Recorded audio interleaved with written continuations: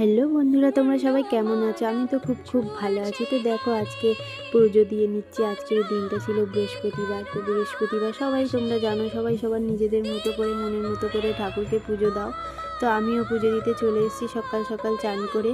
তো তখন সকাল বাজে 8টার সময় আমি পুজো দিয়ে নিচ্ছি। তো কালকে আমার শ্বশুরমশাইকে বাজার দিয়ে কিছু ফল আনিয়েছিলাম, আনতে বলেছিলাম, ফল এনে দিয়েছিল। তো আমি সব কিছুই করে নিয়েছি আগের দিয়ে, ফুল টুল সাজিয়ে, ফল টল কেটে, প্রদীপ ধূপ জ্বালিয়ে ধুনোটাও করে নিয়েছি। এই ঠাকুরকে ধুনো ঘুরিয়ে নিচ্ছি, নিয়ে এবার প্রদীপটাও ঘুরিয়ে নেবো, ঠাকুরের দর্শন করে নেবো।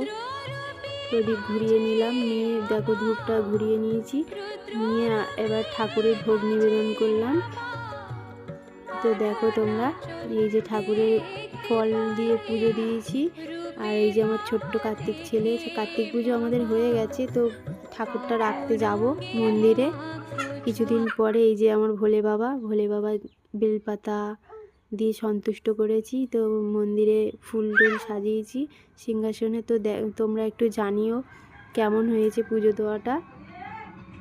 তোমরা একটু জানিও কেমন হয়েছে, কমেন্টে একটু বলো। তো আমার এটা নতুন blog video, mini blog video. তো আমার যদি কিছু ভুল হয়ে থাকে তোমরা প্লিজ কিছু মনে করো না। আমি নতুন সবে ব্লগ করছি। আর এই যে দেখো আমার সঙ্গে কি হয়ে গেল, ধুনো দিতে গিয়ে ধপ করে আগুন জ্বলে উঠলো। আর ঘরে সব জায়গায় আমি ঘুরিয়ে নিচ্ছি ধুনোটা, যেহেতু ধুনো দিলে সব জায়গায় ঘুরিয়ে নিই ঘরে। তা আমার ঘরে ঘুরিয়ে নিলাম। এবার আমার শ্বশুরমশাইয়ের ঘরে, শাশুড়িদের ঘরে এই যে ঘুরিয়ে নিলাম ধুনোটা। তারপর আরও একটা ঘরে এই ধুনো ঘুরিয়ে নিচ্ছি, নিয়ে এই বাইরেও দিলাম ধুনো। তারপর এই যে তুলসী তলায় ধুনোটা ঘুরিয়ে নিলাম, নিয়ে দেখো এবার আমার ব্লগটা কেমন হয়েছে তোমরা অবশ্যই কমেন্টে জানিও। আর হ্যাঁ, কে কোথা দিয়ে দেখছো ব্লগটা একটু কমেন্টে জানিও।